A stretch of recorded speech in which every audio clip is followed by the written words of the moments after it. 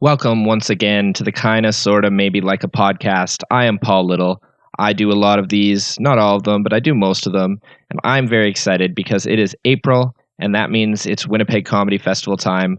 I'm based in Winnipeg, so every year we get a chance to talk to some amazing comedians, stand-up comics that come into town for the festival. And this year is no different.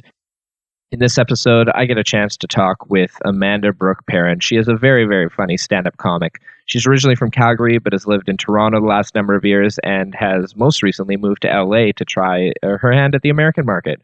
So we talked about all sorts of stuff. It's her first time coming to the Winnipeg Comedy Festival, so that comes up. We talked about her start in comedy, and we talked about Toronto and LA and the differences there, and basically we had a lot of fun. So please enjoy my chat with Brooke Perrin.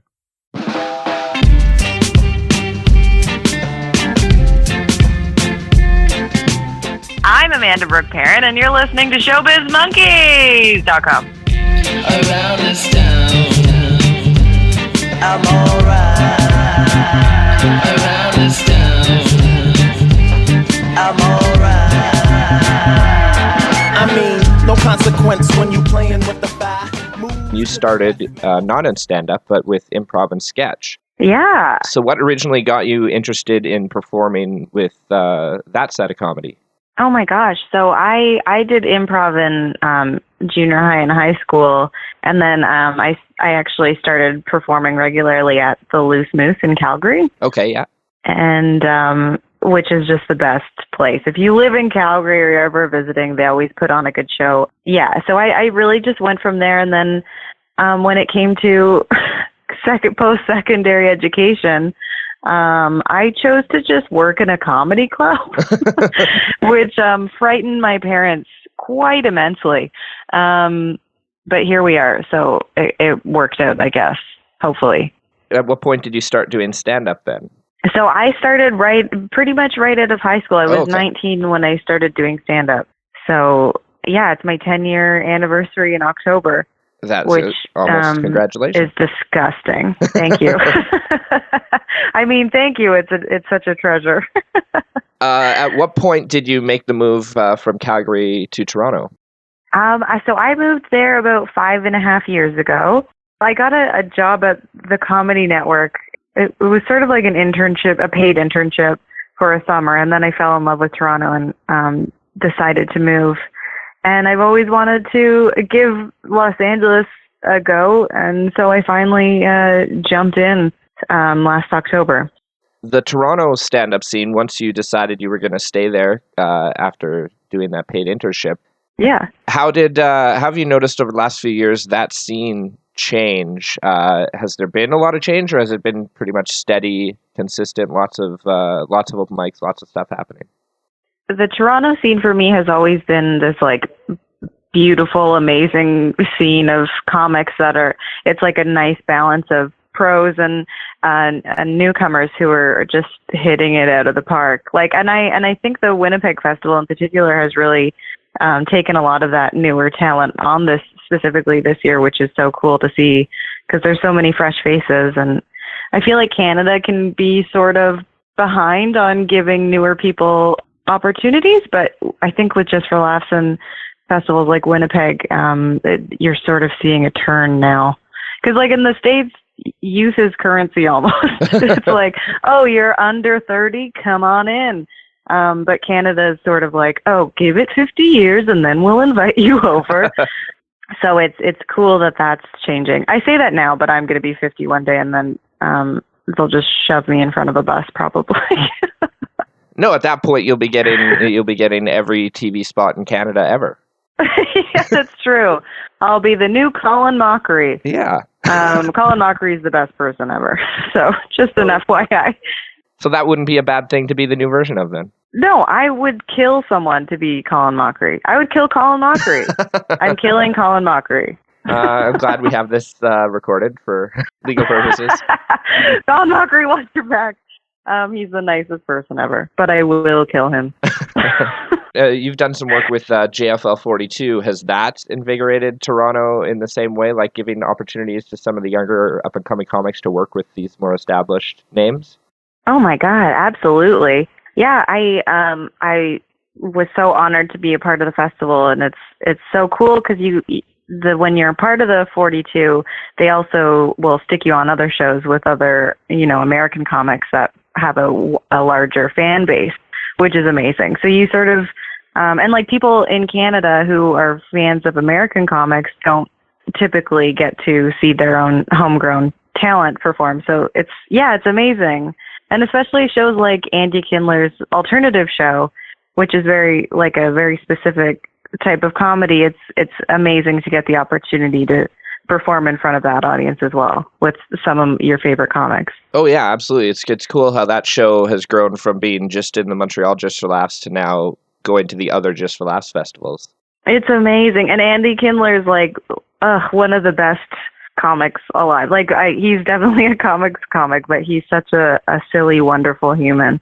Yeah, and just really, really sweet, which is always nice in comedy. The sweetest man. Yeah, he's top notch. It's nice when people that you admire and respect so much give you an opportunity to perform alongside them. The one other thing I wanted to talk about with regards to Toronto and working there is it's long been talked about that it's tough to make a living as a Canadian comic. I'm sure that's part of the reason you've recently made the jump to LA to try things out there. But one way that you've done it, and other comics have been able to do it, is writing for TV, because there are some opportunities for comedy television in Canada. Yeah, so I sort of just fell into writing.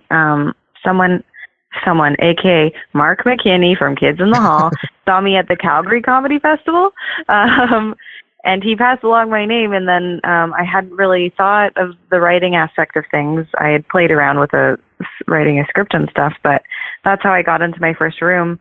And it does help financially on the writing side of things. And also the life of a touring road comic isn't necessarily the life that every comic wants to lead. Right. It can be pretty lonely, and you're gone for great lengths of time. So writing for me was just sort of a way to express myself creatively while being able to stay in one place for a longer amount of time. So, but yeah, Canada has so many amazing shows right now. And so it's kind of an exciting time to be a writer in Canada. So naturally you moved to LA. So naturally I left it, and I will set Canada on fire now. No. I actually am I'm traveling back and forth a lot between Canada and the States now with different writing opportunities and stuff. I mean, I've always said that I'll go where the work is, and the U.S. was just sort of, I don't know, I think I would regret it if I didn't at least try to go down there. Yeah. So I've heard from friends who have taken the jump, making isn't a word, yeah. to Los Angeles for stand-up, and one thing that I've heard is that unlike a place like New York or even in Toronto, sometimes it can be hard to find, especially because it's so spread out, hard to find open mics and places to perform. How's your experience been with that sort of thing? It's so hard. It's really, that's very true, because no one knows who we are as Canadian comics, which is a shame. I mean, I do feel like we sort of have a leg up because Canadians we do have a good repertoire of hilarious people. Mm-hmm. So that sort of works in our favor, but it's still like starting anywhere. If people don't know who you are, they're not just going to throw you up on their shows all willy-nilly. So it's basically starting over, but it has been very humbling and challenging, and so it's been up and down, but I'm so far enjoying the experience of it. Yeah, I saw on your schedule on your website that you recently did a couple really cool shows. Oh my God, yeah. Put Your Hands Together was one of the best and most fun shows that I've done in quite some time, and it's cool that it translates onto a podcast as well. So I've been very lucky to get on some good shows, and I think it's all about getting seen at those shows, and then people book you on other shows. Right now you're in Vancouver doing shows. So obviously you're, coming back and forth between Canada and the U.S. I just went to Victoria to Heckler's Bar and Grill for the first time. I'd heard so many good things, and it didn't disappoint. It was so fun. And I'm doing a few shows here, and I have my own show on Wednesday, and which I love because I just get to book all my crazy, hilarious, talented friends, and hope people show up. That's awesome. And then, of course, you're coming to Winnipeg next week, which is part of the reason for this call. So, from what I can gather, I don't think you've been to the Winnipeg Comedy Festival before. No. Okay. Every year there's a submission period, and I never remember when it is. And this is the first year that I was like, this is it. This is the year I remember. And sure enough, I remembered. And thankfully, the bookers had seen me at JFL 42, which was lovely and nice, and had a good time. And I've only heard good things about this festival. I've also heard that I may need a new liver by the end of it, which I'm fully prepared for. Winnipeggers like to treat visitors well. Well, everyone listening, I'm just a tequila shot away from having a nice time. This is bad. I hope my mom doesn't hear this from the other room. The shows you're doing at the Winnipeg Comedy Fest also, you're doing quite a lot, and some really good mix of shows. Obviously, the galas are the big feature at the festival, the themed galas, and yours is the I Heart Love Gala, which promises to be a really fun one with people talking about relationships and things like that. Oh, I'm so excited about it. And it's such a good lineup of people. And randomly, Will Sasso is hosting it, which I think is hilarious and wonderful. So I have been trying out the set here, and my mom saw it last night, and she enjoyed it. So I'm feeling positive vibes around it. Hopefully the people that come to see it like it, because otherwise I'm going to ask for it not to be on television. I don't know if once it's taped, I think it's out of your hands. I think that's it. Yeah, I hope I trip and then it becomes a YouTube sensation. Oh, that's smart. Yeah. Yeah, thank you. That's my brand. Is just awkward lady falls in big moment. Yes. And it'll just I'm going to put that as on my dating profile. You're also doing Debaters, which I know you've had lots of experience with, and this time you're debating Jen Grant on the idea of redheads being cursed, so that should be fun. Yes, I'm so excited, but Jen sent me a message not too long ago being like, hey, are you writing from the perspective as a redhead? Because I've never seen you as a redhead before. And it's so insane how offended I was. I literally read it and went, what? Of course I'm a redhead. Do people not think I'm a redhead? Oh, God, I have to rethink my entire life.